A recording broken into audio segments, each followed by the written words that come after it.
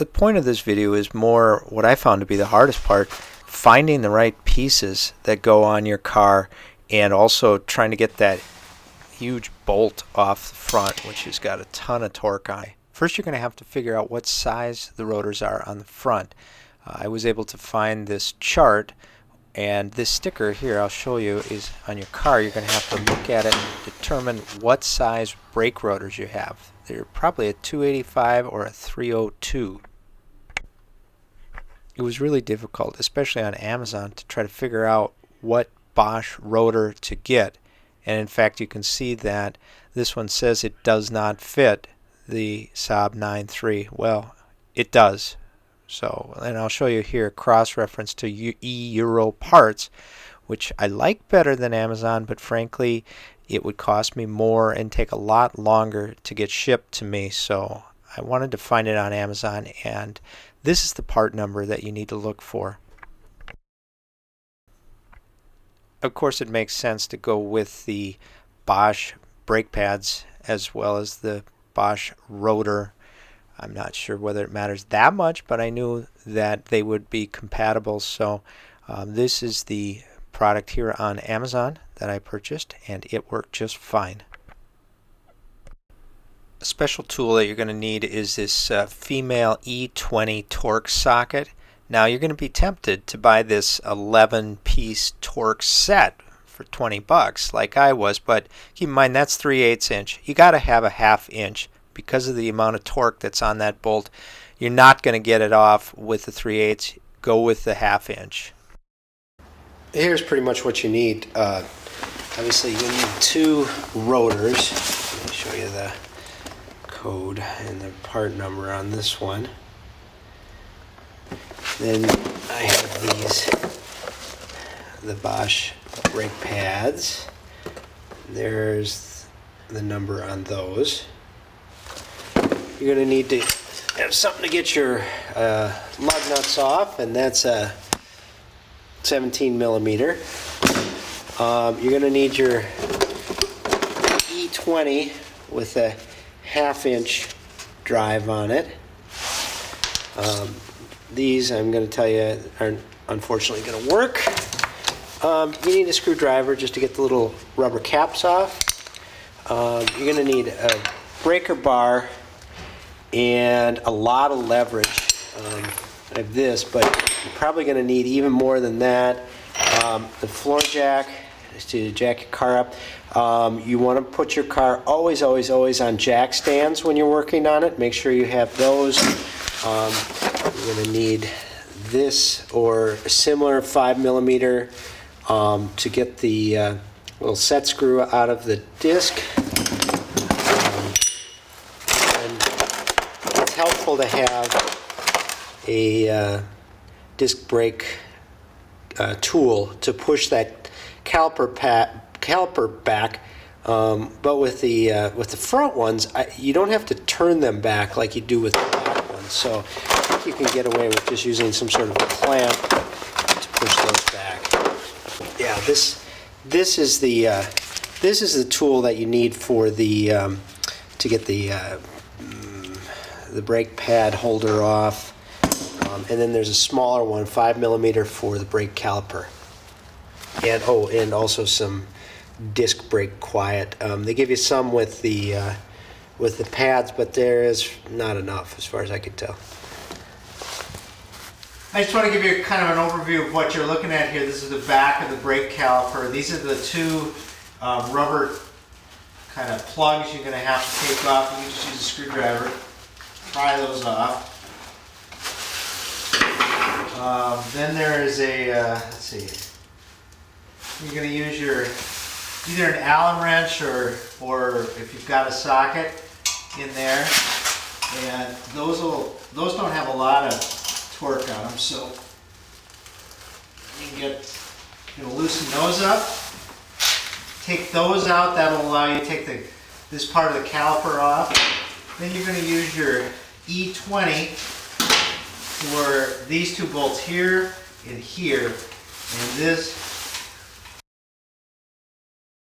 will allow you to take this carrier off, which will let you get the disc off.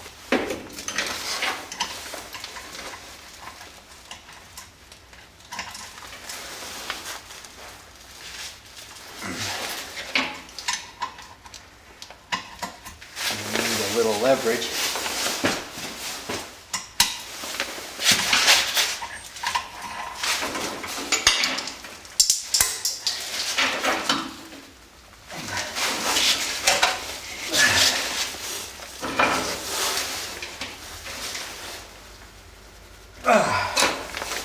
So we're going to use a little mechanical advantage here.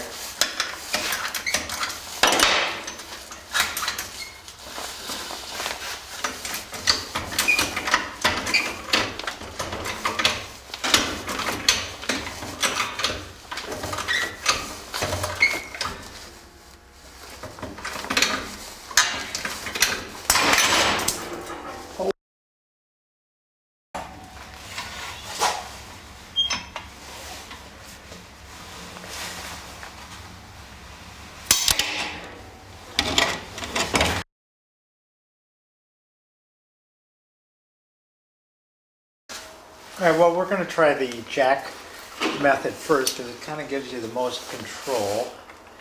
We'll see if anything's going to break. I'm going to try it without using any sort of penetrating oil really to start. Now you can see I got my big breaker bar.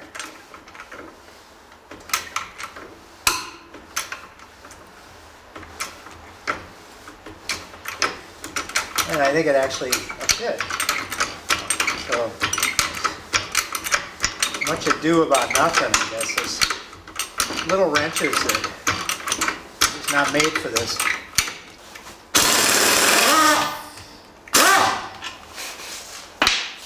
All right, we're going to see now if it was just a fluke that the other side was so easy once I had a breaker bar to get those caliper bolts off. I haven't done anything to this at all. And this one, of course, just goes down.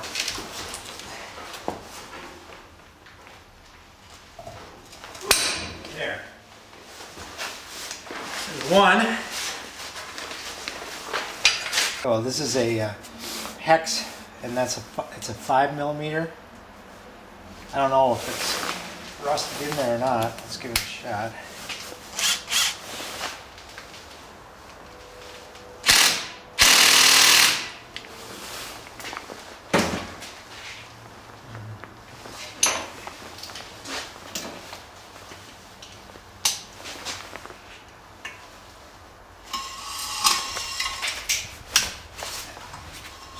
Touch that. It's not.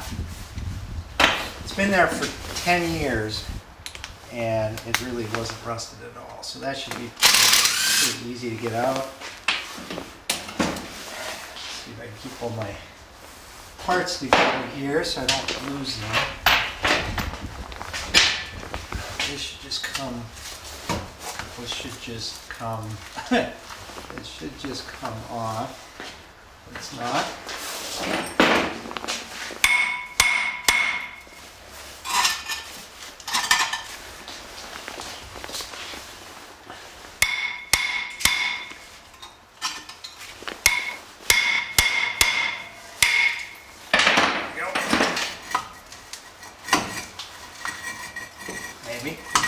Oh.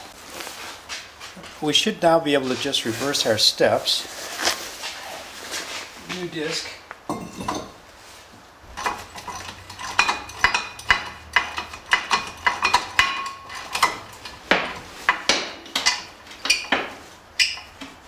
Okay, so there's a lot of torque on those.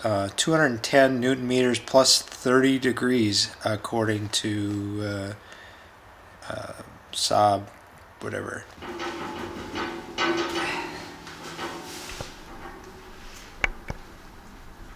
Okay, I think I'm going to just wrap it up there. As I mentioned at the beginning, this isn't a step-by-step on the whole, everything you need to know.